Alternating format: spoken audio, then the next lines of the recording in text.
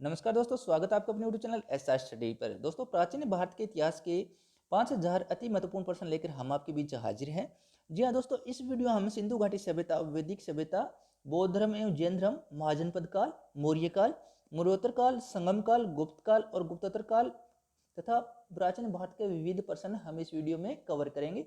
जी हाँ दोस्तों, प्राचीन भारत के इतिहास के 5000 क्वेश्चन आपको इस वीडियो में उपलब्ध करवाए जाएंगे। वन लीनियर क्वेश्चन होंगे दोस्तों। इन क्वेश्चन के माध्यम से आप अपनी तैयारी का मूल्यांकन बहुत ही अच्छे से कर पाएंगे। चाहे आप किसी भी एग्जाम की तैयारी कर रहे हो, इन क्वेश्चन में से निश्चित तौर पर आपको एग्जाम में क्वेश्चन देखने को मिलेंगे। तो दोस्तों, उम्मीद करेंगे वीडियो आपको अच्छा लगेगा। वीडियो को लाइक शेयर कर दे अपने दोस्तों के साथ। साथ में दोस्तों, चैनल को सब्सक्राइब कर ले ताकि आने वाले सभी वीडियो आप तक तुरंत पहुंच सके और आपकी तैयारी अच्छे से चलती रहे। तो दोस्तों, चलते हैं आज के वीडियो पर। तो दोस्तों, शुरू करते हैं वीडियो को। हड़प्पा सभ्यता का सर्वाधिक मान्यता प्राप्त काल है। तो दोस्तों, हड़प्पा सभ्यता का जो सर्वाधिक मान्यता प्राप्त काल है वो 2500 ईसा पूर्व से 1750 ईसा पूर्व माना गया है। सिंधु घाटी की सभ्यता में घोड़े के अवशेष कहाँ से मिले? तो दोस्तों, सुरकोटदा से घोड़े के हड्डियों के अवशेष हमें प्राप्त होते हैं। सिंधु घाटी स्थल कालीबंगन किस प्रदेश में? तो दोस्तों, राजस्थान के हनुमानगढ़ जिले में ये स्थित है। किस पदार्थ का उपयोग हड़प्पा काल की मुद्राओं के निर्माण में मुख्य रूप से किया जाता था? दोस्तों, शैलखंडी का उपयोग है वो हड़प्पा काल की मुद्राओं के निर्माण में मुख्य तौर से किया जाता था। हड़प्पा सभ्यता किस युग की थी? हड़प्पा सभ्यता किस युग की? तो दोस्तों, कांस्य युगीन सभ्यता थी हड़प्पा सभ्यता। सिंधु घाटी सभ्यता के लोगों का मुख्य व्यवसाय क्या था? तो दोस्तों, व्यापार है वो सिंधु घाटी सभ्यता का मुख्य व्यवसाय था। सिंधु घाटी सभ्यता एक शहरी सभ्यता थी, तो इनका मुख्य व्यवसाय था वह व्यापार था। हड़प्पा सभ्यता के निवासी थे, हड़प्पा सभ्यता के जो निवासी थे वो शहरी थे। सिंधु सभ्यता के घर किससे बनाए जाते थे? तो सिंधु घाटी सभ्यता के जो घर है वो पक्की ईंटों से बनाए जाते थे। हड़प्पावासी किस वस्तु के उत्पादन में सर्वप्रथम थे? दोस्तों, कपास के उत्पादन में सर्वप्रथम थे। कपास को सीडन कहा जाता था। हड़प्पा सभ्यता का सर्वप्रथम खोजकर्ता कौन था? तो दोस्तों, दयाराम साहनी है वो हड़प्पा सभ्यता का सर्वप्रथम खोजकर्ता इन्हें माना गया है। सिंधु सभ्यता के पतनगर बंदरगाह कौन सा था? तो दोस्तों, सिंधु घाटी का सभ्यता का जो बंदरगाह था वो था लोथल। लोथल है दोस्तों भोगवा नदी के किनारे गुजरात में स्थित है। पैमाने की खोज ने यह सिद्ध किया कर दिया कि सिंधु घाटी के लोग माप और तोल से परिचित थे। यह खोज कहाँ पर हुई थी? दोस्तों, यह खोज है वो लोथल के अंदर हुई है। मोहनजोदड़ो को किस एक अन्य नाम से भी जाना जाता है? दोस्तों, मर्तको का टीला। मोहनजोदड़ो को मर्तको का टीले के नाम से भी जाना जाता है। हड़प्पा सभ्यता का प्रचलित नाम है। दोस्तों, हड़प्पा सभ्यता को सिंधु घाटी सभ्यता के नाम से भी जाना जाता है। कपास का उत्पादन सर्वप्रथम सिंध क्षेत्र में हुआ, जिसे ग्रीक या यूनान के लोगों ने किस नाम से पुकारा? तो दोस्तों, कपास को जो ग्रीक और यूनानी लोग थे वो सिंडन कहा करते थे।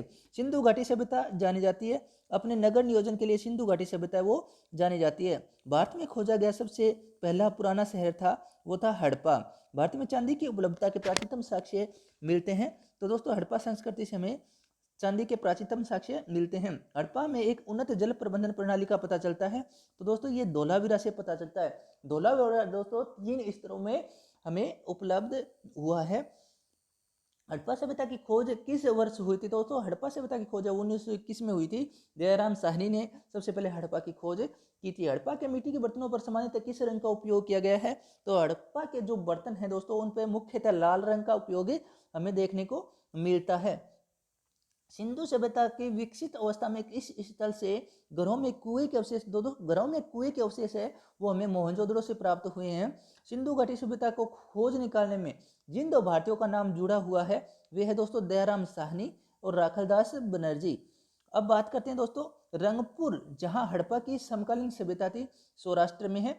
हड़प्पा एवं मोहनजोदड़ो की पुरातत्व की खुदाई में जो प्रभारी थे वो दोस्तों सर जॉन मार्शल है वो हड़प्पा और मोहनजोदड़ो की खुदाई के जो प्रभारी थे वो जो सर जॉन मार्शल।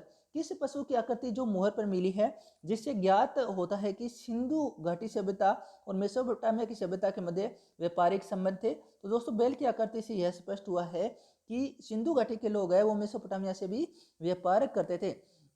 हड़प्पा के लोगों की सामाजिक जो पद्धति कैसी थी वो थी ऊंचित समतावादी। हड़प्पा सभ्यता के अंतर्गत हल से जोते गए खेत का साक्ष्य हमें कालीबंगा से प्राप्त हुआ है। सिंधु सभ्यता के ईंटों का अलंकरण किस स्थान से मिलता है? दोस्तों, कालीबंगा से हमें ईंटों का अलंकरण देखने को मिलता है। मोहनजोदड़ो कहाँ स्थित है? दोस्तों, मोहनजोदड़ो सिंध प्रांत में स्थित है। वर्तमान में पाकिस्तान में है। सिंधु सभ्यता में वृहत स्नानागार पाया गया है। दोस्तों वृहत स्नानागार है वो मोहनजोदड़ो से प्राप्त हुआ है। हड़प्पाकालीन स्थल में अभी तक किस धातु की प्राप्ति नहीं हुई है? तो दोस्तों हड़प्पाकालीन स्थलों से अभी तक लौह धातु की जो उपस्थिति है वो हमें नहीं मिली है। किस पशु के अवशेष से सिंधु घाटी सभ्यता में प्राप्त नहीं हुए? किस पशु के अवशेष है वो सिंधु घाटी सभ्यता से प्राप्त नहीं हुए? तो दोस्तों गाय के अवशेष है वो सिंधु घाटी सभ्यता से अभी तक प्राप्त नहीं हुए हैं। स्वतंत्र भारत में सबसे अधिक संख्या में हड़प्पा युगीन स्थलों की खोज है किस प्रांत में? तो सबसे ज्यादा जो हड़प्पाकालीन स्थल है वो गुजरात में खोजे गए हैं। किस हड़प्पाकालीन स्थल से नृत्य मुद्रा वाली स्त्री की कांस्य मूर्ति प्राप्त हुई है? तो दोस्तों मोहनजोदड़ो से यह हमें मिलती है। हड़प्पाकालीन हड़प्पावासी किस धातु से परिचित नहीं थे? दोस्तों लौह से हड़प्पावासी वो परिचित नहीं थे।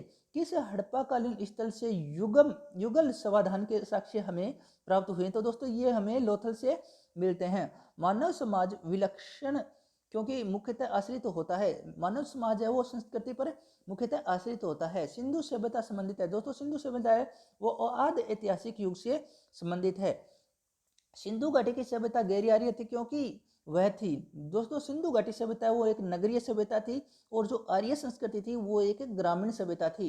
तो दोस्तों नगरीय सभ्यता थी वो सिंधु घाटी सभ्यता थी। सिंधु घाटी सभ्यता को आर्य से पूर्व की रखे जाने का महत्वपूर्ण कारक है वो है मर्दभांड।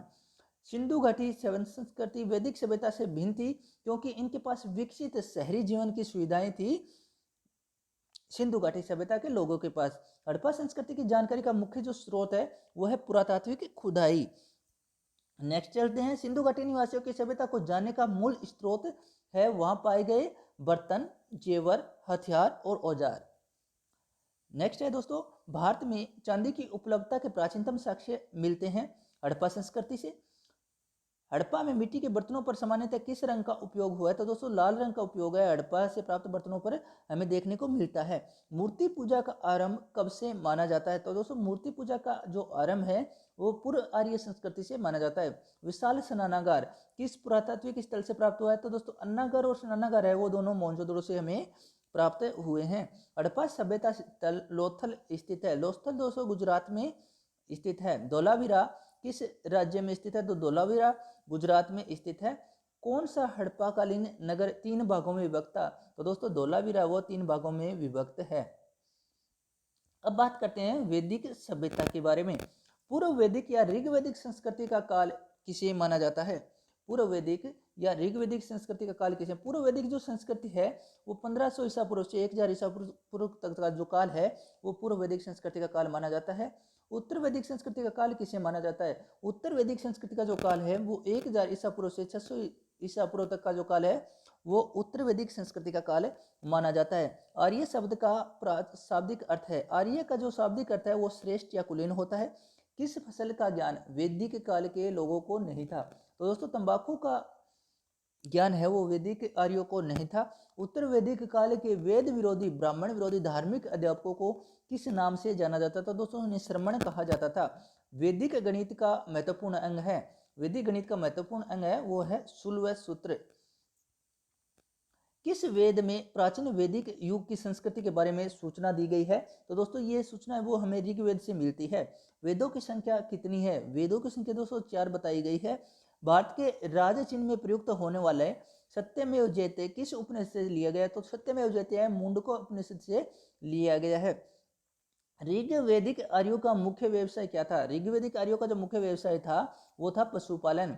भारतीय संगीत का आदि ग्रंथ कहा जाता है। भारतीय संगीत का आदि ग्रंथ है दोस्तों सामवेद को माना जाता है। अब बात करते हैं प्रमुख दर्शन और उनके प्रवर्तकों के बारे में।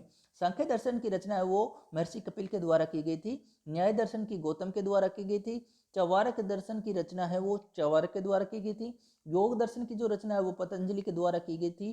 पूर्व मीमांसा जैमिनी, उत्तर मीमांसा बादरायण और वैशेषिक दर्शन की जो प्रवर्तक हैं वो महर्षि कणाद हैं। दोस्तों मोस्ट इंपॉर्टेंट है, किसी ना किसी एग्जाम में आपको देखने को जरूर मिलेंगे। चलते हैं दोस्तों नेक्स्ट क्वेश्चन। प्रथम विधि निर्माता कौन है? तो दोस्तों प्रथम जो विधि निर्माता है वो मनु को माना गया है। कृष्ण भक्ति का प्रथम और प्रधान ग्रंथ है श्रीमद् भागवत गीता।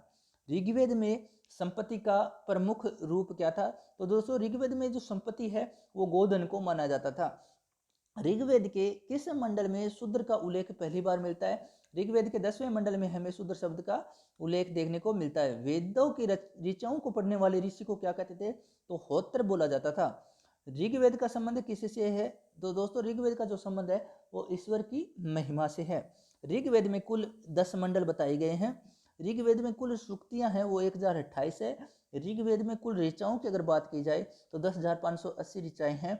ऋग्वेद में इंद्र के लिए 250 श्लोक हैं और ऋग्वेद में अग्नि के लिए 200 श्लोक बताए गए हैं। सबसे पुराना वेद कौन सा है, तो दोस्तों ऋग्वेद है वो सबसे पुराना वेद है। वेदों की संख्या 4 बताई गई है, ऋग्वेद, सामवेद, यजुर्वेद और अथर्ववेद। दोस्तों ऋग्वेद, सामवेद और यजुर्वेद को वेदत्रयी कहा जाता है। इसमें वेदत्रयी में दोस्तों अथर्ववेद को शामिल नहीं किया जाता है। त्रि नाम है 3 वेदों का, ऋग्वेद, यजुर्वेद और सामवेद, वेद त्रयी है। किस वैदिक ग्रंथ में वर्ण शब्द का सर्वप्रथम नामोल्लेख मिलता है, तो वर्ण व्यवस्था है दोस्तों ऋग्वेद से हमें देखने को मिलती है। भारत का सबसे प्राचीनतम धर्म ग्रंथ है वो वेद है। अथर्वा का अर्थ क्या है, अथर्वा का जो अर्थ है दोस्तों वो होता है पवित्र जादू। पूर्व मीमांसा दर्शन के प्रतिपादक है जेमिनी। सबसे प्राचीन पुराण कौन सा है, तो दोस्तों मत्स्य पुराण है वो सबसे प्राचीन पुराण है। ब्राह्मण ग्रंथों में सबसे प्राचीन ग्रंथ कौन सा है, तो शतपथ ब्राह्मण है दोस्तों, ब्राह्मण ग्रंथों में सबसे प्राचीन ग्रंथ माना गया है। वर्ण व्यवस्था से संबंधित पुरुष सूक्त मूलतः पाया जाता है, तो दोस्तों पुरुष सूक्त है वो ऋग्वेद में पाया जाता है। गोपथ ब्राह्मण संबंधित है दोस्तों, गोपथ ब्राह्मण है वो अथर्ववेद से संबंधित है। उपनिषदों का मुख्य विषय दोस्तों उपनिषद है वो दर्शन पर आधारित है। नचिकेता का आख्यान उल्लेख मिलता है। यम और नचिकेता का जो आख्यान है वो हमें कंठोपनिषद में देखने को मिलता है। पुराणों की संख्या कितनी है, दोस्तों पुराणों की संख्या है वो 18 बताई गई है। वैदिक धर्म का मुख्य लक्षण किसकी उपासना से था, वैदिक धर्म जो पूर्णतः प्रकृति पर आधारित था, तो प्रकृति की उपासना से इसका संबंध था। किस देवता के लिए ऋग्वेद में पुरंदर शब्द का प्रयोग हुआ है, तो पुरंदर दोस्तों इंद्र के लिए उपयोग किया गया है। सुलभ सूत्र किस विषय से संबंधित पुस्तक है, सुलभ सूत्र है वो ज्यामिति से संबंधित पुस्तक है। अष्टोमा सदगमय कहाँ से लिया गया है, अष्टोमा सदगमय है वो ऋग्वेद से लिया गया है। आर्य भारत में बाहर से आए थे और सर्वप्रथम बसे थे, तो दोस्तों आर्य भारत में बाहर से आए थे और पंजाब में सर्वप्रथम बसे थे, इसे आर्यवर्त भी कहा जाता है। आर्य भारत में बाहर से आए, पंजाब में बसे थे। ऋग्वेद का कौन सा मंडल पूर्णतः सोम को समर्पित है, तो दोस्तों ऋग्वेद का जो 9वां मंडल है वो पूर्णतः सोम को समर्पित है। प्रसिद्ध 10 राजाओं का युद्ध, 10 राज्य युद्ध किस नदी के तट पर लड़ा गया था, तो दोस्तों पुरुषनी नदी यानी रावी नदी के तट पर यह युद्ध लड़ा गया था। धर्मशास्त्रों में भूराजस्व की दर क्या थी, 1/6 भूराजस्व की दर मानी गई है। 800 ईसा पूर्व से 600 ईसा पूर्व तक का काल है वो ब्राह्मण युग के नाम से जाना जाता है। आरंभिक वैदिक साहित्य में सर्वाधिक वर्णित नदी है सिंधु। सर्वाधिक बार जिस नदी का उल्लेख किया गया है वो सिंधु है और सबसे जो पवित्र नदी है वो सरस्वती नदी को माना गया है। उपनिषद काल के राजा अश्वपति कहाँ के शासक थे, तो दोस्तों केकय के शासक थे। अध्यात्म ज्ञान के विषय में नचिकेता और यम का संवाद किस उपनिषद में प्राप्त होता है, तो दोस्तों कंठोपनिषद में यह हमें मिलता है। वैदिक नदी कुंभा का स्थान कहाँ निर्धारित होना चाहिए, तो दोस्तों कुंभा है वो अफगानिस्तान की नदी है, तो अफगानिस्तान आपका राइट रहेगा। कपिल मुनि द्वारा प्रतिपादित दार्शनिक प्रणाली है, कपिल मुनि ने दोस्तों सांख्य दर्शन की रचना की थी। भारत के किस स्थल की खुदाई से लोह धातु के प्रचलन के प्राचीनतम प्रमाण मिलते हैं, लोह धातु के प्राचीनतम प्रमाण है वो अतरंजी खेड़ा से हमें प्राप्त होते हैं। किस धातु में अछूत की अवधारणा स्पष्ट रूप से उदित हुई है, किस काल में अछूत की अवधारणा स्पष्ट रूप से उदित हुई है, वो धर्मशास्त्र के काल में हमें देखने को मिलती है। गायत्री मंत्र किस पुस्तक में मिलता है, दोस्तों गायत्री मंत्र वो ऋग्वेद में हमें देखने को मिलता है। ऋग्वेद के पुरुष सूक्त देवी सूक्त में हमें देखने को मिलता है। गायत्री मंत्र वो सावित्री को समर्पित है। न्याय दर्शन को प्रचारित किया था गौतम ने। प्राचीन भारत में निषक से दोस्तों निषक है वो श्रवण अवसन के लिए प्रयोग में लिया जाता था। योग दर्शन के प्रतिपादक पतंजलि थे। उपनिषद पुस्तकें हैं दर्शन पर आधारित जो पुस्तकें हैं उन्हें उपनिषद कहा गया है।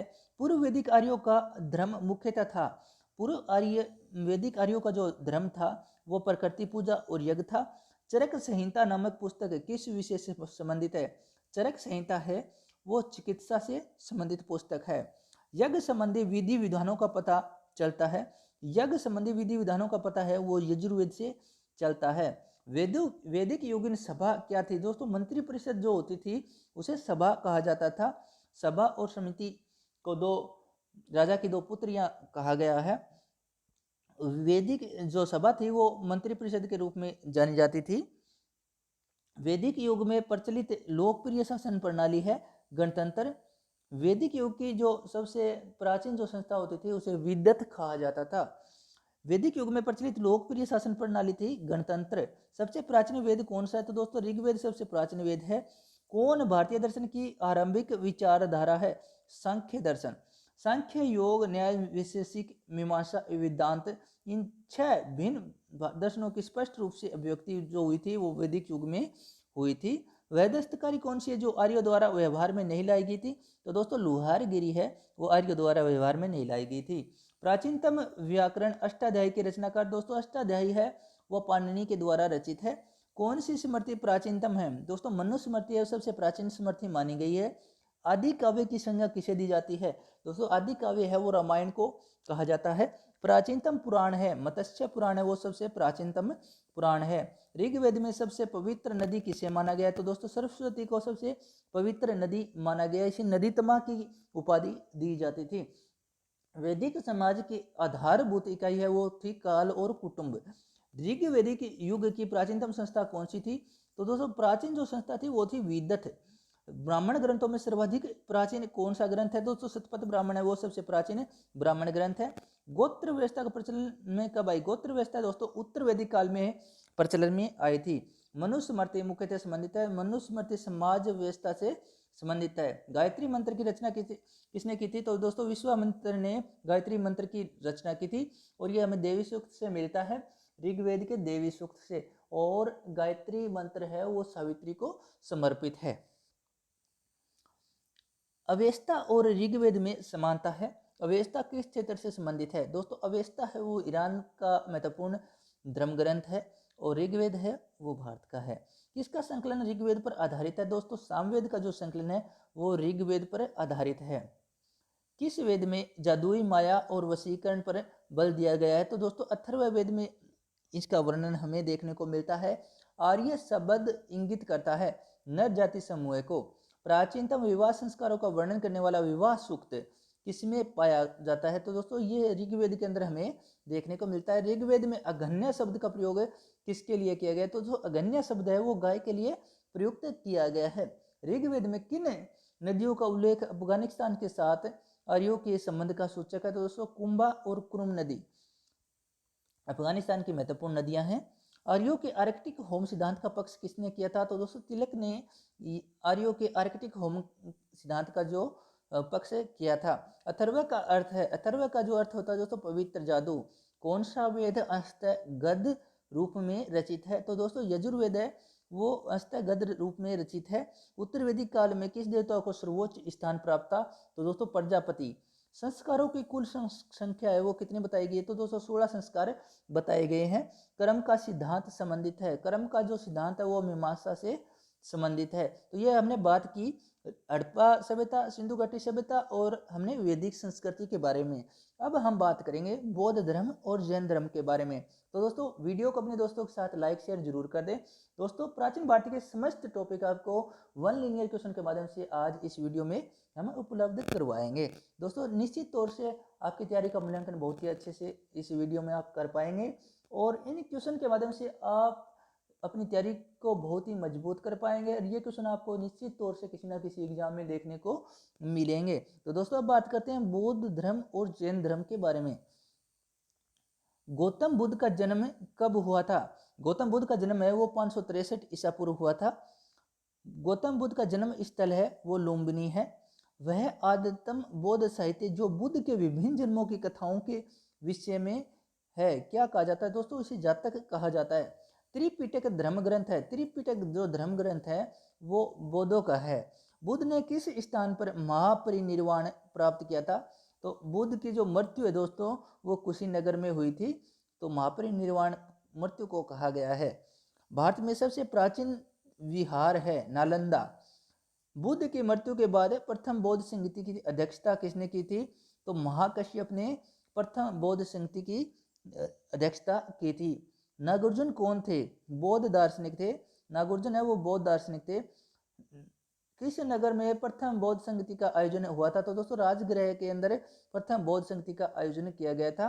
अष्टांगिक मार्ग की संकल्पना का अंग है धर्म चक्र परिवर्तन। मिलिंद पन्हो में राजा मिलिंद और किस बौद्ध भिक्षु के मध्य संवाद के रूप में है? तो दोस्तों नागसेन और राजा मिलिंद का जो संवाद है वो मिलिंद पन्हो में किया गया है।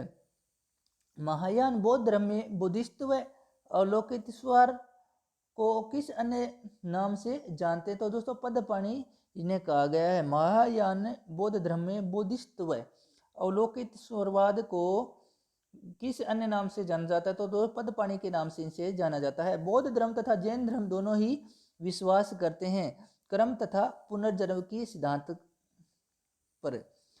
कनिष्क के शासन काल में चतुर्थ बौद्ध संगति सभा किस नगर में आयोजित हुई? तो कुंडलवन कश्मीर के अंदर यह आयोजित की गई थी।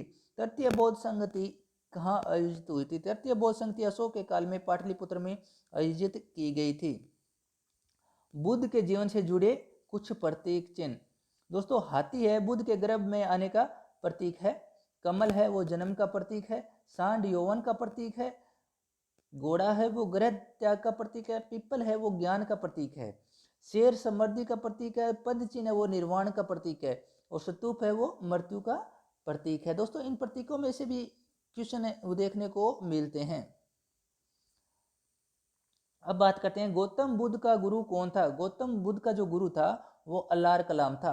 बुद्ध ने वैराग्य भावना किन 4 दर्शों के कारण पलवित हुई? तो बुढ़ा, रोगी, लाश और सन्यासी, इन 4 दर्शों को देखकर बुद्ध में वैराग्य भावना वो जागृत हुई थी। बुद्ध ने सर्वाधिक उपदेश कहाँ दिए? तो दोस्तों सर्वाधिक जो उपदेश है वो श्रावस्ती में दिए थे। बौद्ध शिक्षा का केंद्र था विक्रमशिला। विक्रमशिला जो विश्वविद्यालय था वो बौद्ध शिक्षा का प्रमुख केंद्र है। भारत में सबसे बड़ा बौद्ध स्तूप है दोस्तों सांची का जो स्तूप है वो सबसे बड़ा बौद्ध स्तूप है। किस शासक ने बौद्धों के लिए विख्यात विक्रमशिला विश्वविद्यालय की स्थापना की थी? तो दोस्तों धर्मपाल ने यह स्थापना की थी।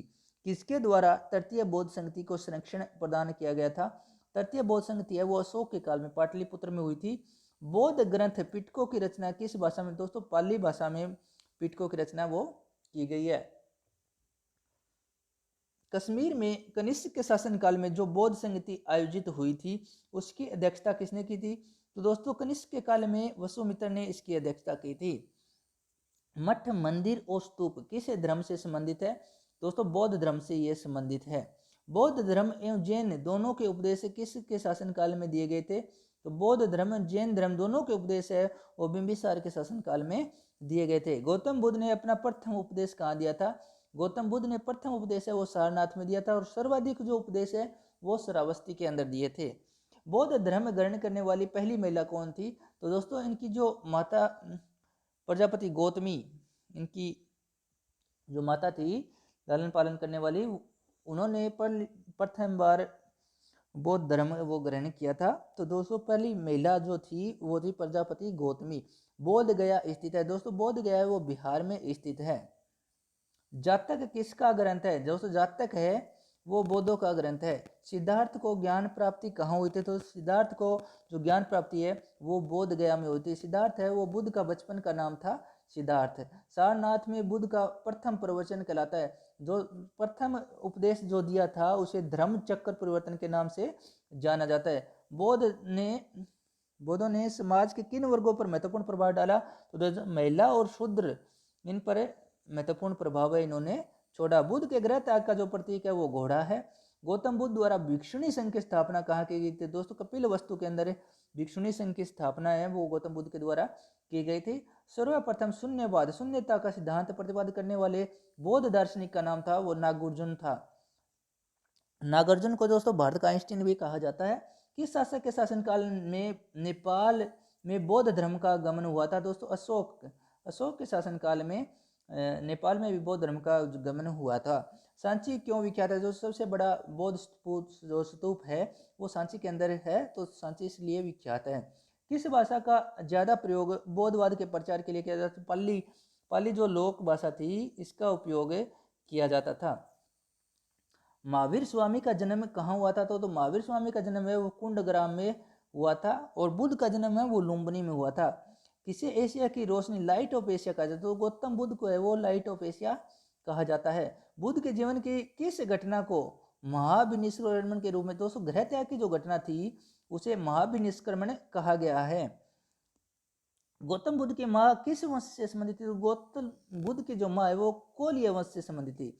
किस राजा के एक अभिलेख से सूचना मिलती है कि शाक्य मुनि बुद्ध का जन्म लुम्बिनी में हुआ? तो दोस्तों अशोक के जो अभिलेख है उनसे हमें ये सूचना प्राप्त होती है।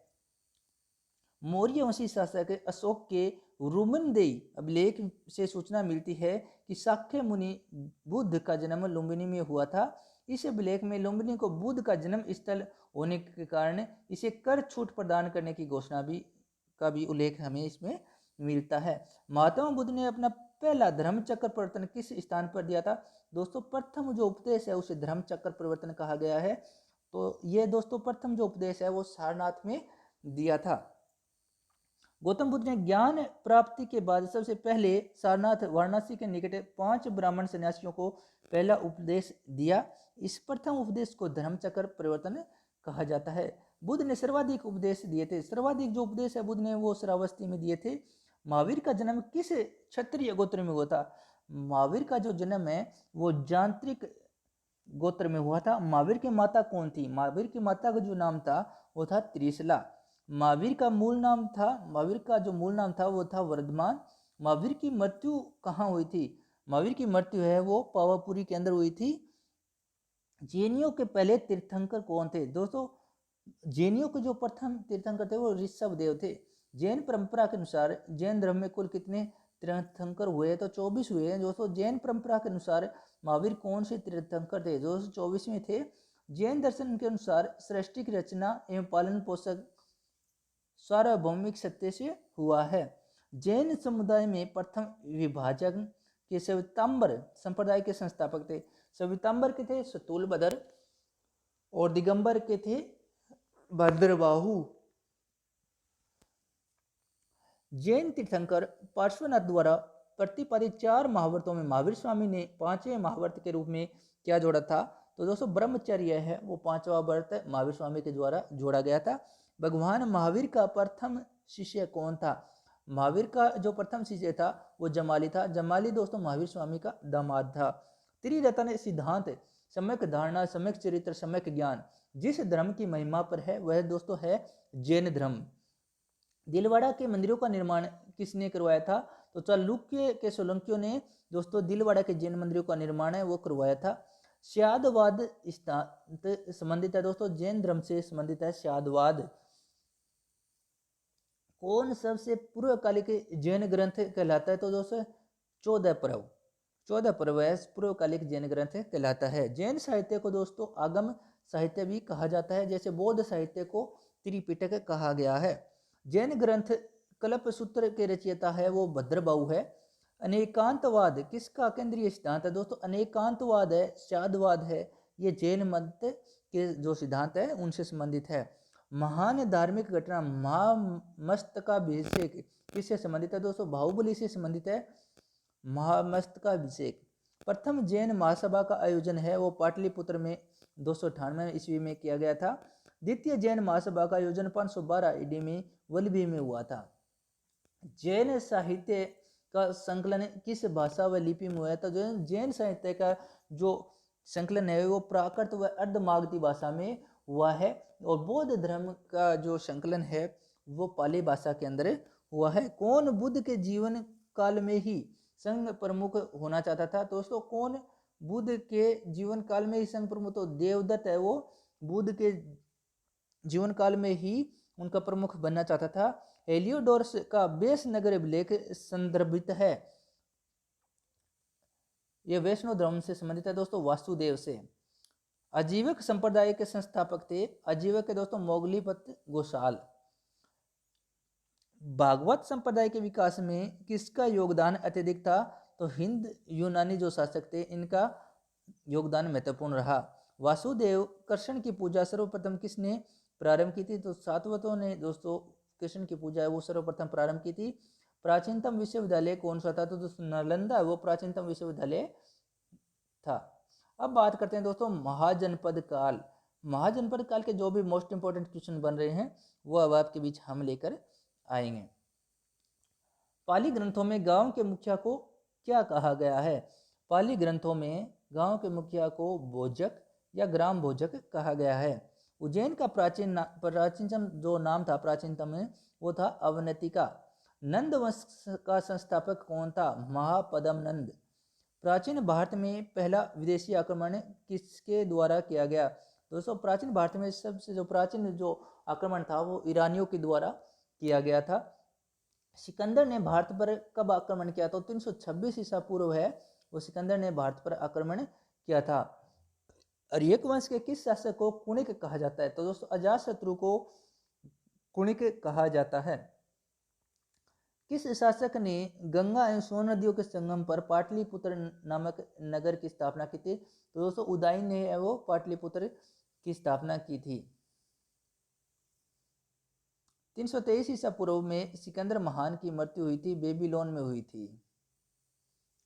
सिकंदर महान एक पोर्स पुरु की सेनाओं ने किस नदी के आमने सामने वाले तटों पर पड़ाव डाला था? तो दोस्तों झेलम नदी थी इसके आमने सामने पड़ाव डाला था। किस प्रकार का मर्द भांड भारत में द्वितीय नगरीकरण शहरीकरण को प्रारंभिक दोस्तों उत्तरी काले पोलिश करते बर्तन है।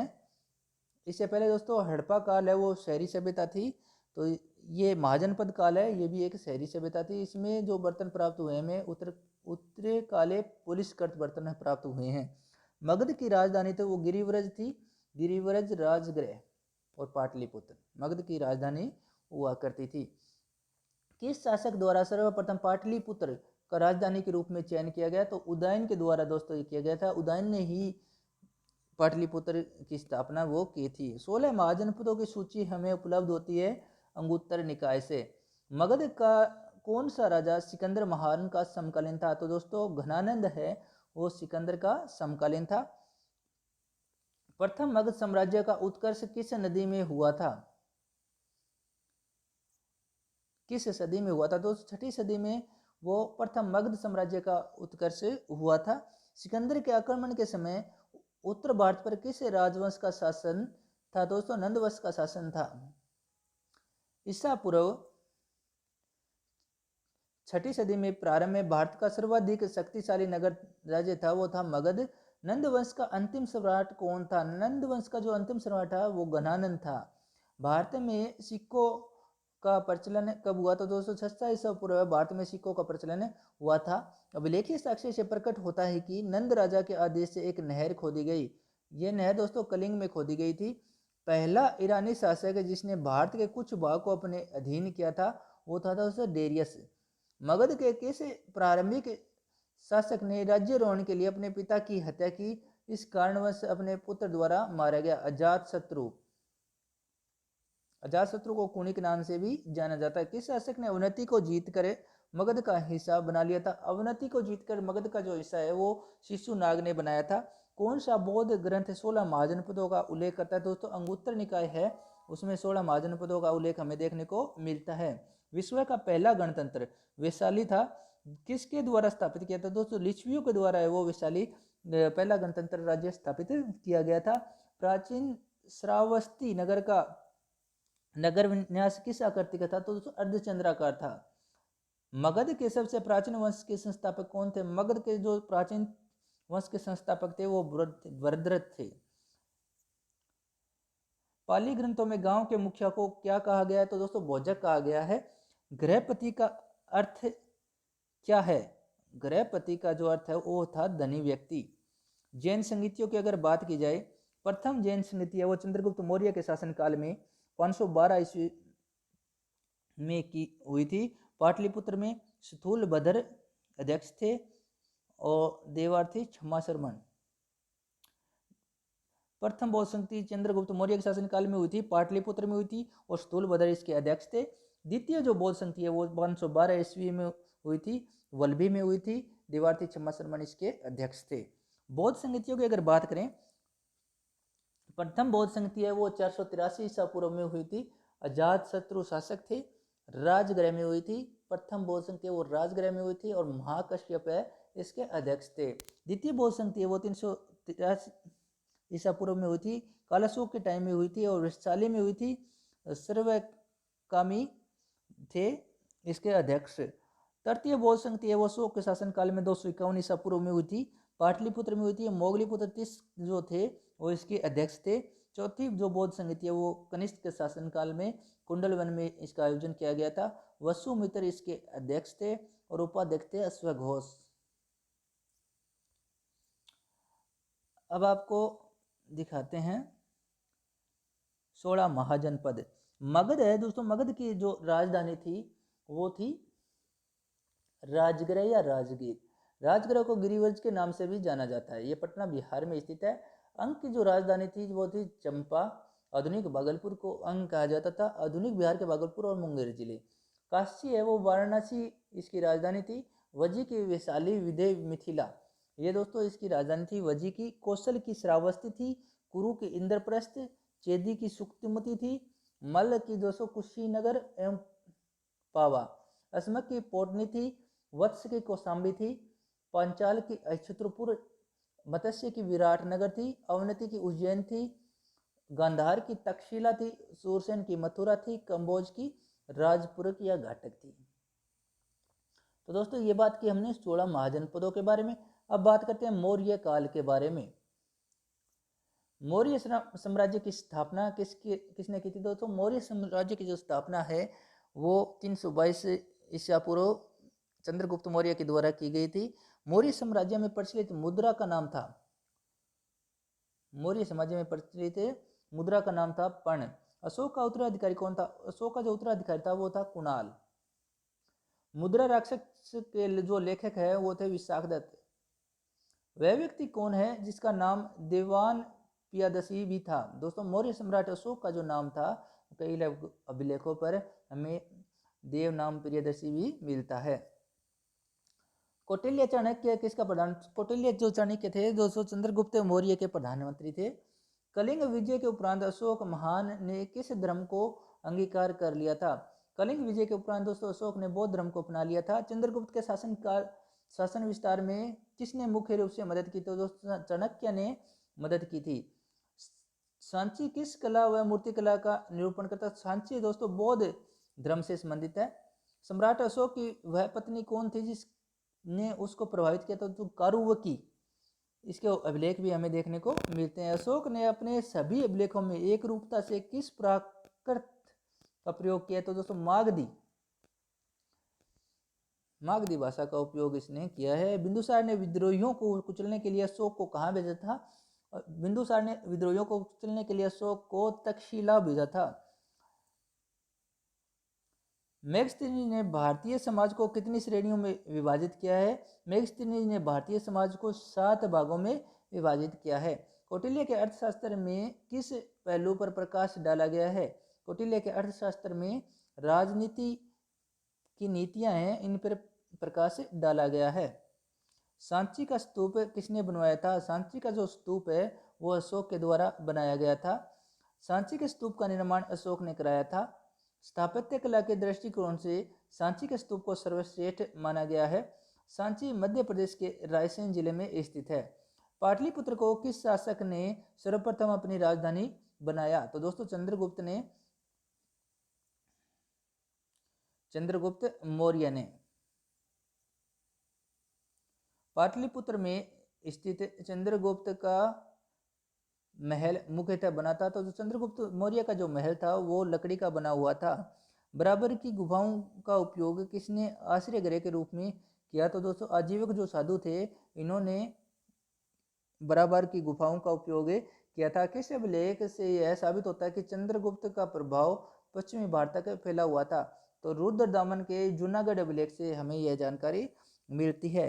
केवल वह स्तंभ जिसमें अशोक ने शवों को मगध का सम्राट बताया तो दोस्तों भाब्रू स्तंभ लेख में बताया गया है। अर्थशास्त्र का लेखक समकालीन था, चंद्रगुप्त मौर्य के समकालीन था। नंदवंश के पश्चात मगध पर किस राजवंश ने शासन किया? नंदवंश के पश्चात दोस्तों चंद्रगुप्त मौर्य ने शासन किया था? तो मौर्य वंश आपका राइट आंसर हो जाए। मौर्य काल में शिक्षा का सर्वाधिक प्रचलित केंद्र था वो था तक्षशिला। मैगस्थनीज की पुस्तक का नाम था इंडिका। जिसके ग्रंथ में चंद्रगुप्त मौर्य को विशिष्ट रूप से वर्णन हुआ है वह है दोस्तों मुद्रा राक्षस। मुद्रा राक्षस दोस्तों विशाखदत्त की पुस्तक है। वह स्रोत जिसमें पाटलिपुत्र के प्रशासन का वर्णन उपलब्ध है। तो दोस्तों इंडिका के अंदर हमें पाटलिपुत्र के प्रशासन का वर्णन हमें देखने को मिलता है। अशोक के शिलालेखों में प्रयुक्त भाषा है। अशोक के शिलालेख दोस्तों प्राकृत भाषा हमें देखने को मिलती है। प्रथम भारतीय साम्राज्य किसके द्वारा स्थापित किया गया था? तो चंद्रगुप्त मौर्य के द्वारा प्रथम भारतीय साम्राज्य स्थापित किया गया था। चाणक्य अपने बचपन में किस नाम से जाना जाता? चाणक्य दोस्तों विष्णुगुप्त के नाम से जाना जाता था। राज्य के सप्तांग सिद्धांत के अनुसार राज्य का 7वां अंग कौन सा है? तो दोस्तों मित्र है वो 7वां अंग है। किसके शासनकाल में डायमैक्स भारत आया था? तो बिंदुसार के शासनकाल में डायमैक्स भारत आया था। किस प्राचीन नगर के अवशेष कुम्भरहार स्थल से प्राप्त हुए? तो दोस्तों पाटलिपुत्र के। कुलंदी बाग प्राचीन स्थान था पाटलिपुत्र का। किसने सहिष्णुता, उदारता और क्रूरता के त्रिविधि आधार पर राजधर्म की स्थापना की थी? अशोक ने। अशोक ने बौद्ध होते हुए भी हिंदू धर्म में आस्था नहीं छोड़ी। इसका प्रमाण है देवनाम प्रिय उपाधि। अशोक के शिलालेख को पढ़ने वाला प्रथम अंग्रेज कौन था?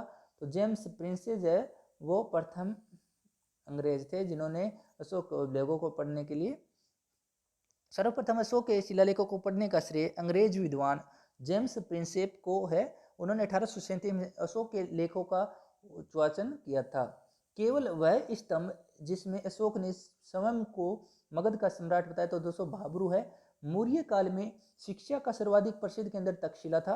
अंतिम मौर्य सम्राट है वो भद्रथ है। उत्तराखंड में अशोक का एक शिलालेख स्थित है दोस्तों कालसे में। सांची का स्तूप किसने बनवाया था? अशोक ने बनवाया था। प्राचीन भारत का वह प्रसिद्ध शासक है जिसने अपने जीवन के अंतिम दिनों में जैन धर्म को अपना लिया था तो दोस्तों चंद्रगुप्त मौर्य। कलिंग युद्ध की विजय तथा क्षत्रियों का वर्णन अशोक के किस शिलालेख में मिलता है? तो दोस्तों शिलालेख जो 13वां शिलालेख है उसमें हमें ये देखने को मिलता है। प्रसिद्ध यूनानी राजदूत मैगस्थनीज भारत में किसके दरबार में आया था? तो चंद्रगुप्त मौर्य के दरबार में यह आया था। चंद्रगुप्त मौर्य ने सेल्यूकस को कब पराजित किया था? तो 305 ईसा पूर्व में चंद्रगुप्त मौर्य ने सेल्यूकस को पराजित किया था। भारतीय लिखने की कला नहीं जानते, यह किसकी उक्ति है? मैगस्थनीज की है। मौर्य काल में गुप्तचरों को क्या कहा जाता था? तो मौर्य काल में गुप्तचर है वो गुड पुरुष कहा जाता था। अशोक का समकालीन तुर में कहाँ का राजा था?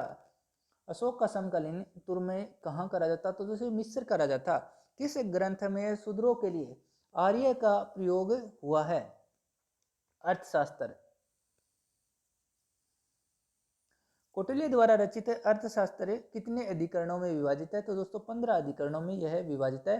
अशोक ने 261 ईसा पूर्व में कलिंग को जीतने के बाद क्या किया? भारी रक्तपात देकर युद्ध की नीति को सदा के लिए त्याग दिया।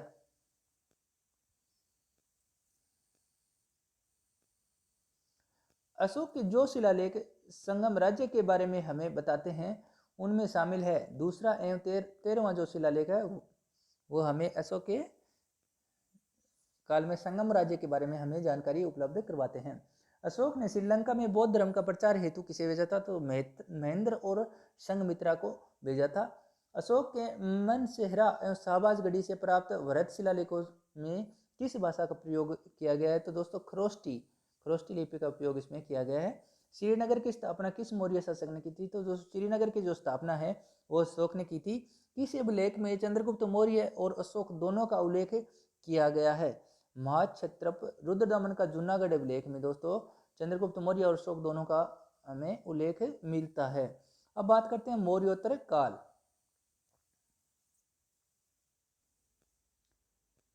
अब बात करते हैं हम मौर्योत्तर काल के बारे में। दोस्तों मात्र 2 घंटे के अंदर आपका प्राचीन भारत का जो रिवीजन है वो कंप्लीट हो जाएगा। जो भी मोस्ट इंपॉर्टेंट क्वेश्चन, जो भी मोस्ट इंपॉर्टेंट बातें थी वो हम इस वीडियो में पूर्णतः कवर करेंगे। अब बात करते हैं मौर्योत्तर काल के बारे में। 185 ईसा पूर्व से 319 ईसा पूर्व तक का जो काल है वो मौर्योत्तर काल के नाम से जाना जाता है। अंतिम मौर्य सम्राट भद्रथ की हत्या है कर किसने शुंग वंश की स्थापना की थी दोस्तों? अंतिम जो मौर्य सम्राट था वरदरथ, उसकी हत्या है वो पुष्यमित्र शुंग ने कर दी थी। तो शुंग वंश की स्थापना इसने की थी। कण्व वंश का संस्थापक था वो था वासुदेव। सातवाहन वंश का संस्थापक था शिमुक। प्राचीन भारत का महान व्याकरण पतंजलि किसका समकालीन था? तो पुष्यमित्र शुंग जो था उसका जो समकालीन थे वो पतंजलि थे। सर्वप्रथम भारत में विशुद्ध संस्कृत भाषा में लंबा अभिलेख किस राजा द्वारा जारी किया गया? तो रुद्रदमन का जो अभिलेख है वो संस्कृत भाषा का सबसे प्राचीन अभिलेख है। सातवाहनों ने आरंभिक दिनों में अपना शासन कहाँ शुरू किया था? सातवाहनों ने दोस्तों महाराष्ट्र से अपना शासन है वो शुरू किया था। किस कुषाण शासक ने सर्वप्रथम स्वर्ण मुद्राएं जारी की थी? दोस्तों विम कड़बिसस। किस वंश के शासकों ने क्षत्रप प्रणाली का प्रयोग किया था? तो दोस्तों शकों ने क्षत्रप प्रणाली का प्रयोग है वो शकों ने किया था। कुषाण काल में सबसे अधिक विकास किस क्षेत्र में हुआ था? कुषाण काल में सर्वाधिक अधिक विकास है वो वास्तुकला के रूप में हुआ था। भारत में प्रथम बार सैनिक शासन किसके द्वारा व्यवहार में लाया गया? तो दोस्तों ग्रीकों के द्वारा भारत में सर्वप्रथम है वो सैनिक शासन है व्यवहार में लाया गया था। ईसा पूर्व दूसरी सदी के प्रारंभ में उत्तरी अफगानिस्तान में स्थापित भारतीय यूनानी राज्य था बैक्टीरिया। सर्वप्रथम रोम के साथ किन लोगों का व्यापार प्रारंभ हुआ था? तो तमिल एवं चेरों का रोम के साथ है व्यापार प्रारंभ हुआ था। सातवाहनों ने पहले स्थानीय अधिकारियों के रूप में काम किया था। दोस्तों सातवाहन है वो मौर्यों के अधीन थे। वह महानतम कुषाण नेता कौन था जो बौद्ध बन गया था? कनिष्क। कुषाण काल के दौरान मूर्तिकला की गंधार शैली किसका मिश्रण है? भारत और ग्रीक शैली का मिश्रण है। रोम साम्राज्य के अनुसरण पर किस वंश के शासकों ने केसर की उपाधि ग्रहण की थी? तो कुषाण शासकों ने यह उपाधि धारण की थी। प्राचीन भारत में किसने नियमित रूप से सोने के सिक्के चलाए? तो कुषाण शासकों ने चलाए थे। मौर्यों के बाद दक्षिण भारत में सबसे प्रभावशाली राज्य था वो था सातवाहन। बुद्ध की खड़ी प्रतिमा किस काल में बनाई गई थी? बुद्ध की खड़ी प्रतिमा किस काल में? कुषाण काल में बनाई गई थी। शुंग वंश के बाद किस वंश ने भारत पर राज किया? शुंग वंश के बाद दोस्तों कण्व वंश के जो संस्थापक थे वासुदेव थे। किस चीनी जनरल ने कनिष्क को हराया था? तो दोस्तों पेन चाउ ने कनिष्क को हराया था। उत्तरी तथा उत्तर पश्चिमी भारत में सर्वाधिक संख्या में तांबे के सिक्के को जारी किया गया था कुषाणों के द्वारा। विक्रमी संवत कब से प्रारंभ हुआ था? विक्रमी संवत 257 ईसा पूर्व प्रारंभ हुआ था। सातवाहन शासकों की राजकीय भाषा थी। सातवाहन शासकों की जो राजकीय भाषा थी वो थी प्राकृत। जो कला शैली भारतीय और ग्रीक यूनानी शैली का सम्मिश्रण है उसे कहते हैं गांधार। कनिष्क की राजधानी थी पुरुषपुर। पुरुषपुर किसका दूसरा नाम? तो दोस्तों पेशावर का नाम है वो पुरुषपुर है। चरक किसके राज्य के चरक थे दोस्तों? कनिष्क के शासनकाल में थे। तक्षशिला के प्रसिद्ध स्थल होने का कारण था। तक्षशिला दोस्तों गांधार कला के कारण प्रसिद्ध है। भारत में सर्वप्रथम स्वर्ण मुद्राएं किसने चलाई थी? तो दोस्तों इंडो बैक्टीरियन ने सर्वप्रथम है वो स्वर्ण मुद्राएं चलाई थी। किस संग्रहालय में कुषाणकालीन मूर्तियों का संग्रह अधिक मात्रा में है? तो दोस्तों मथुरा संग्रहालय में। किस वंश के शासकों ने ब्राह्मण एवं बौद्ध भिक्षुओं को कर मुक्त भूमि एवं गांव अनुदान देने की प्रथा प्रारंभ की थी? दोस्तों सातवाहनों ने यह किया था। भारतीय रंगमंच में यवनिका का शुभारंभ किसने किया था? तो यवनिका का जो शुभारंभ है वो यूनानियों के द्वारा किया गया था। भारत के महान रेशम मार्ग किसके आरंभ करवाया था? तो कनिष्क ने यह आरंभ करवाया था। शंख संवत का प्रारंभ किस सम्राट के शासनकाल में हुआ था? 78 ईसा पूर्व से कनिष्क के शासनकाल में। तक्षशिला विश्वविद्यालय स्थित है। तक्षशिला दोस्तों भारत में है। वर्तमान में तक्षशिला पाकिस्तान के रावलपिंडी जिले में स्थित है। प्राचीन काल में यह शिक्षा का प्रमुख केंद्र था। चाणक्य चरक आदि ने यही शिक्षा प्राप्त की थी। प्राचीन काल में कलिंग का महान शासक कौन था? तो दोस्तों खारवेल था। कलिंग का महान जो शासक था वो खारवेल था। बुद्ध का किसके सिक्कों पर अंकन हमें देखने को मिलता है? तो दोस्तों कनिष्क के सिक्कों पर मिलता है। योध्य सिक्कों पर किस देवता का अंकन मिलता है? तो कार्तिकेय का मिलता है। कनिष्क के सारनाथ बौद्ध प्रतिमा अभिलेख की तिथि क्या है दोस्तों? 81 ईसा ईस्वी सन। अश्वघोष किसका समकालीन था? अश्वघोष दोस्तों कनिष्क के समकालीन थे। अश्वघोष है वो चतुर्थ बौद्ध संगति के उपाध्यक्ष भी थे। बाल विवाह की प्रथा प्रारंभ हुई थी कुषाण काल में दोस्तों। बाल विवाह की प्रथा है वो प्रारंभ हुई थी। जो कला शैली भारतीय और यूनानी आकृति का सम्मिश्रण है उसे कहते हैं। भारत और यूनान की जो कला का सम्मिश्रण है वो गंधार कला शैली कहलाती है। सातवाहनों की राजधानी अवस्थित थी। सातवाहनों की जो राजधानी थी वो अमरावती थी। अंदर सातवाहन राजाओं की सबसे लंबी सूची किस पुराण में मिलती है? अंदर सातवाहन राजाओं की जो सबसे लंबी सूची है वो मत्स्य पुराण में हमें देखने को मिलती है। पूर्वी रोमन साम्राज्य जस्टिनियस का सर्वाधिक महत्वपूर्ण योगदान किस क्षेत्र में था? तो विधि के क्षेत्र में था। अब बात करते हैं दोस्तों संगम काल के बारे में। संगम युग में उरेयूर किसके लिए विख्यात था? तो कपास के व्यापार का महत्वपूर्ण केंद्र था उरेयूर। तोल्कापियम ग्रंथ संबंधित है। तोल्कापियम दोस्तों व्याकरण और काव्य से संबंधित है। धार्मिक कविताओं का संकलन कुरल किस भाषा में? तो दोस्तों तमिल है। किस संगम युगी ने राज्य के संरक्षण में 3 संगमों का आयोजन किया था? दोस्तों पांड्य। लाल चेर के नाम से प्रसिद्ध वह चेर शासक कौन था जिसने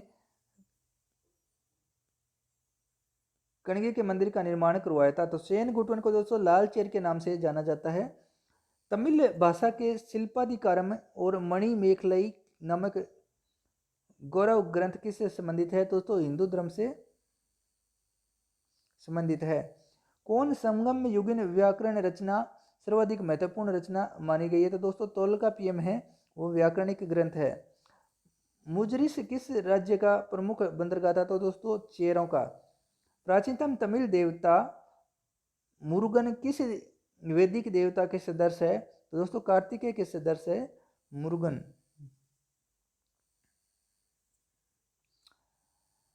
संगमकालीन साहित्य में कौन को एवं मनन किसके लिए प्रयुक्त होते थे? तो दोस्तों राजा के लिए ये शब्द प्रयुक्त किए जाते थे।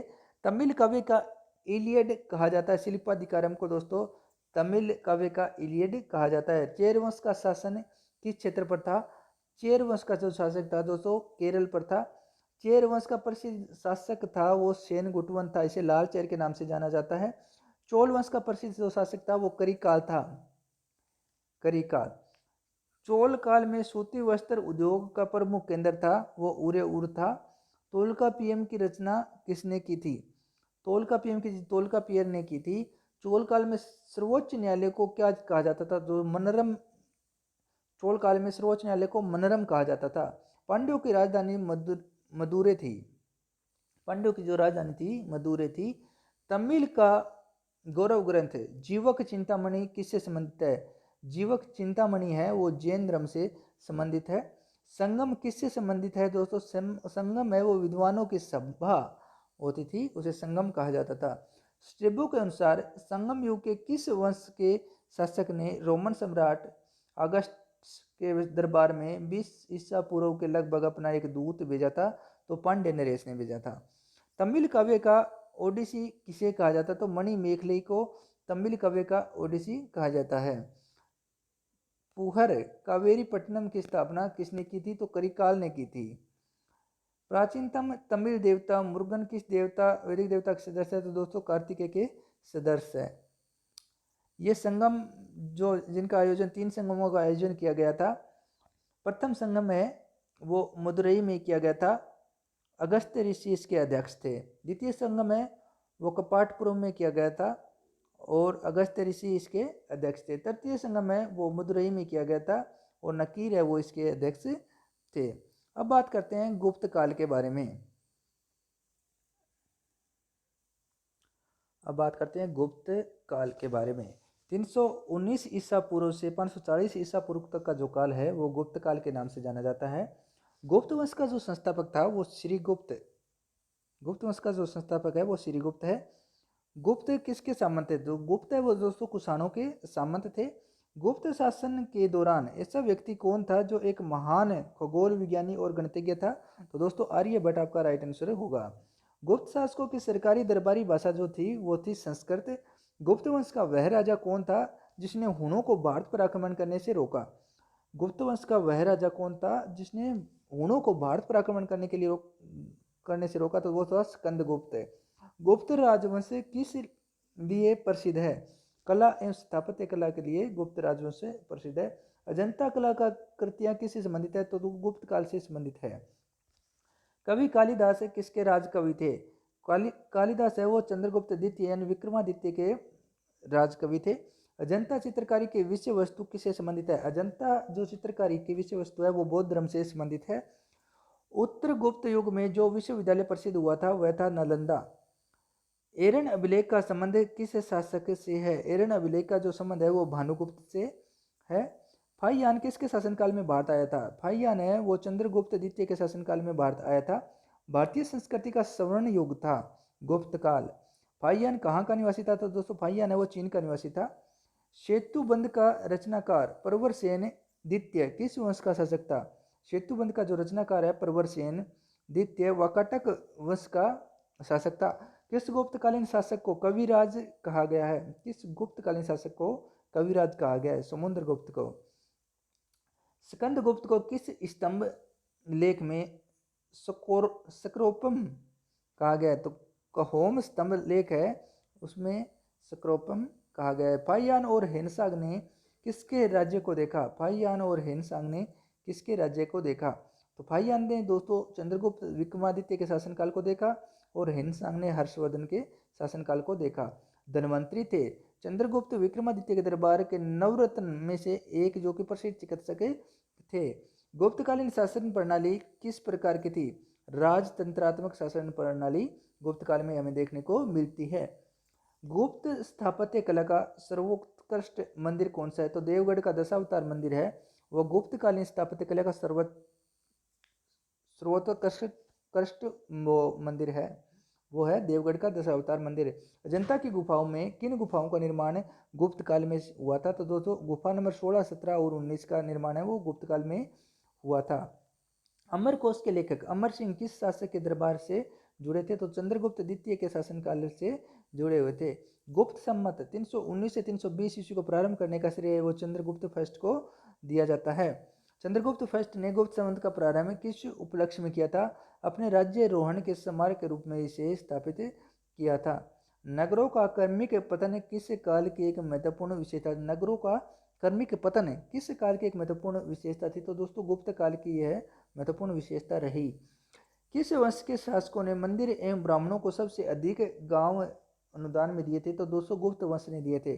दिल्ली के मेहरौली के कुवत उल इस्लाम मस्जिद के प्रांगण में स्थित प्रसिद्ध लोह स्तंभ किस किस मूर्ति में है? तो चंद्रगुप्त। कालिदास द्वारा रचित मालविका अग्निमित्रम नाटक का नायक था अग्निमित्र। समुद्रगुप्त की सैनिक उपलब्धियों का वर्णन किस उसके किस अभिलेख में उपलब्ध है? समुद्रगुप्त की जो सैनिक उपलब्धियां वो प्रयागराज अभिलेख में इसे मिलती है। किस काल में स्त्रियों की पुरुषों के बराबरी थी? तो दोस्तों गुप्त काल में स्त्रियां वो पुरुषों के बराबर अधिकार प्राप्त थे।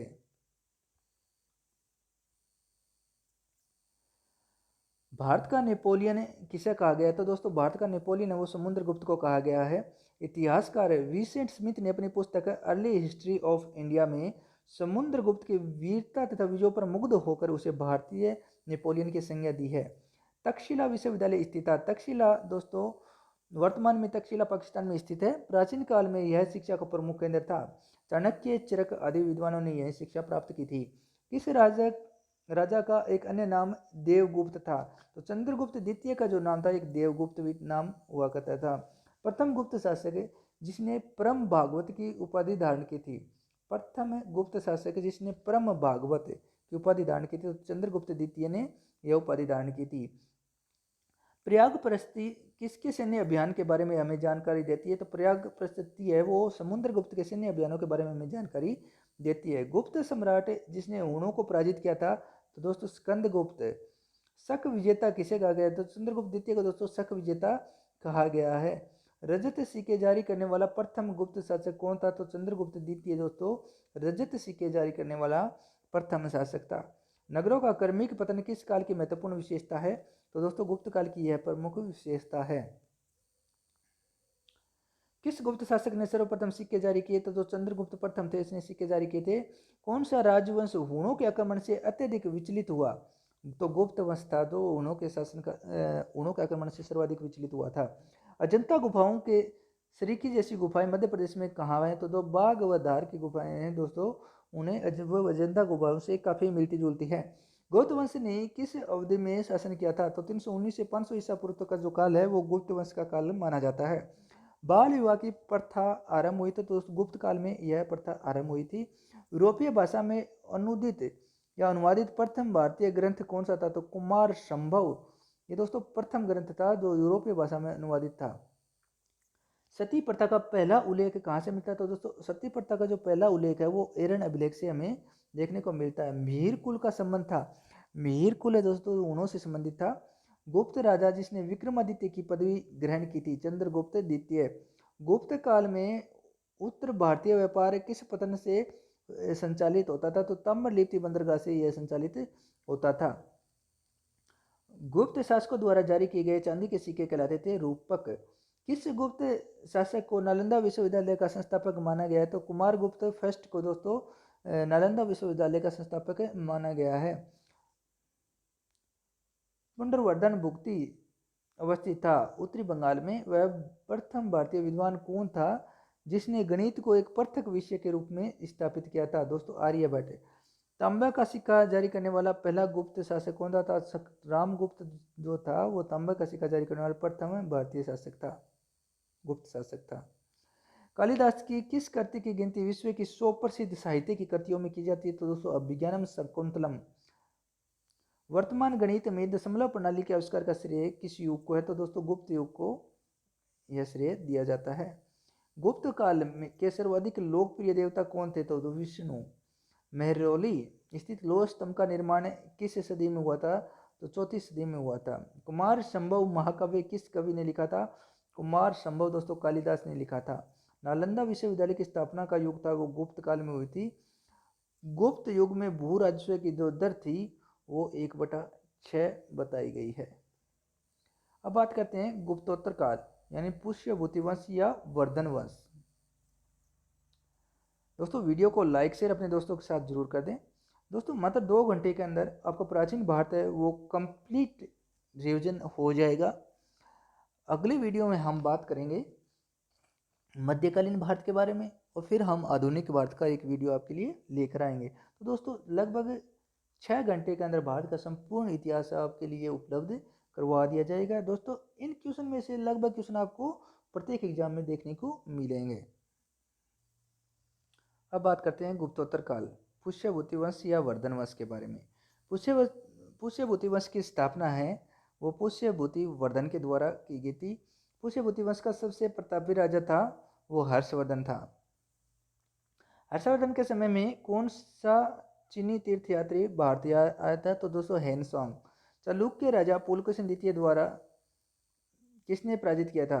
चालुक्य राजा पुलकेशिन द्वितीय को किसने पराजित किया था? तो नरसिंह वर्मन ने पराजित किया था। किस व्यक्ति को द्वितीय अशोक कहा जाता है? तो दोस्तों हर्षवर्धन को द्वितीय अशोक की उपाधि वो दी जाती है। बाण भट्ट किस सम्राट के राज दरबारी कवि थे? बाण भट्ट है वो हर्षवर्धन के राज दरबारी कवि थे। हेनसोंग भारत में लगभग कितने साल रहा था?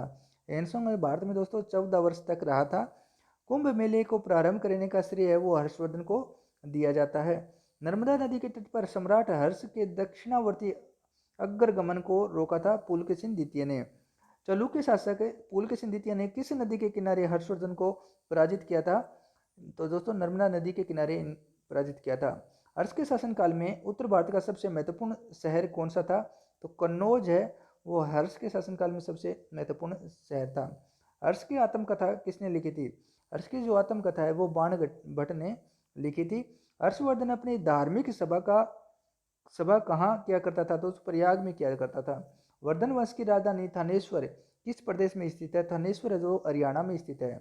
हर्षवर्धन ने 606 ईस्वी में हर्ष संवत की स्थापना किस उपलक्ष्य में की थी? अपने राज्यारोहण के उपलक्ष्य में की थी। हेनसोंग की भारत में यात्रा के समय सूती कपड़ों के उत्पादन के लिए सबसे प्रसिद्ध जो नगर था वो था मथुरा। कवि बाण भट्ट निवासी था थानेश्वर का। नागानंद का रचनाकार कौन था? तो दोस्तों नागानंद है वो हर्षवर्धन की रचना है। सम्राट हर्षवर्धन ने 2 महान धार्मिक सम्मेलनों का आयोजन है वो कन्नौज एवं प्रयाग में करवाया था। नागानंद रत्नावली और प्रियदर्शिका ये दोस्तों नाटक है वो हर्षवर्धन के द्वारा रचित है। गुर्जरों को किस शासक ने पराजित किया था? गुर्जरों को दोस्तों हर्षवर्धन ने पराजित किया था। आज भी भारत ने हिंसोंग को याद करने का मुख्य कारण है शिवयुगी की रचना। हिंसोंग ने किस शिलादित्य क्या हिंसोंग ने शिलादित्य किसे कहा है? दोस्तों हर्षवर्धन को कहा है। गुप्त वंश के हर्ष के पश्चात उत्तर भारत में बड़े भाग का पुनर्गठन किसने किया था? दोस्तों हर्षवर्धन ने किया था। बंगाल का कौन सा शासक है हर्ष का समकालीन था? तो दोस्तों हर्ष का समकालीन था शशांक। वह अंतिम बौद्ध राजा कौन था जो संस्कृत का महान विद्वान और लेखक था? तो दोस्तों हर्षवर्धन था। हर्षचरित्र किसके द्वारा लिखी गई? हर्षचरित्र दोस्तों बाणभट्ट के द्वारा लिखी गई थी। एक चालुक्य अभिलेख के तिथि अंकन में शक संवत का वर्ष 556 दिया हुआ है। इसका तुल्य वर्ष क्या होगा? तो 634 ईस्वी होगा। शक संवत का प्रचलन कुषाण वंशीय शासक कनिष्क ने 78 ईस्वी में किया था। यदि शक संवत 556 किया तो ईस्वी सन दोस्तों 78 वर्ष का अंतर हमें देखने को मिलता संघ संवत और ईस्वी सन के मध्य। तो 634 ईस्वी हमें देखने को मिलेगा। हर्ष के समय की सूचनाएं किसकी पुस्तक में निहित है? तो दोस्तों कल्हण की पुस्तकें हैं, उनमें हर्ष से संबंधित सूचनाएं हमें देखने को मिलती है। सम्राट हर्ष ने अपनी राजधानी थानेश्वर से कहाँ स्थानांतरित की थी? कन्नौज।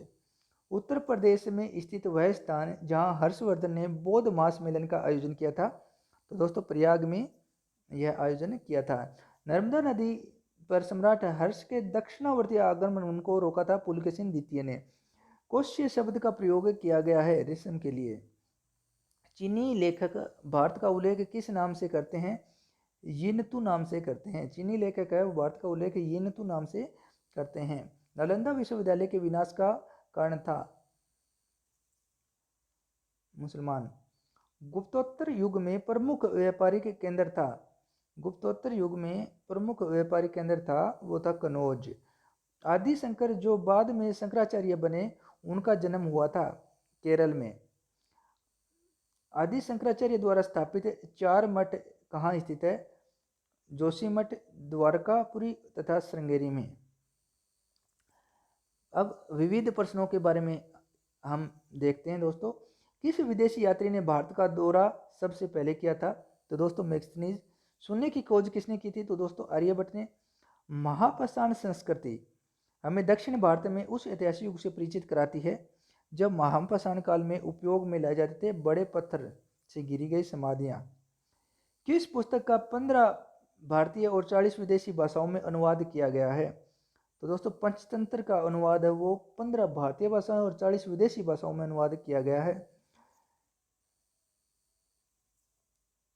न्यूमिस्मेटिक्स क्या है? सिक्कों व धातुओं का अध्ययन है वो न्यूमिस्मेटिक्स कहा जाता है। हितोपदेश के लेखक है हितोपदेश के जो लेखक है वो नारायण पंडित है। नाट्य शास्त्र की रचना किसने की? नाट्य शास्त्र की रचना है दोस्तों भरत मुनि के द्वारा की गई थी। इतिहास के पिता की पदवी सही अर्थों में किससे संबंधित है? इतिहास के पिता दोस्तों हेरोडोटस को माना जाता है। प्राचीन नगर तक्षशिला किसके बीच स्थित है? दोस्तों सिंधु व झेलम नदी के बीच का जो क्षेत्र है वो तक्षशिला के नाम से जाना जाता है। वह अंग्रेज कौन था जिसने सर्वप्रथम भगवत गीता का अंग्रेजी में अनुवाद किया था? तो दोस्तों चार्ल्स विल्किंस था।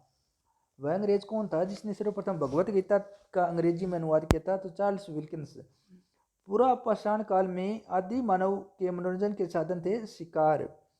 किसको चालकोलिथिज्म एज कहा गया है? तो ताम्र पाषाण काल को दोस्तों चालकोलिथिक एज कहा गया है। स्वपन वासवदत्ता के लेखक कौन है? दोस्तों भास। स्वपन वासवदत्ता के लेखक है भास।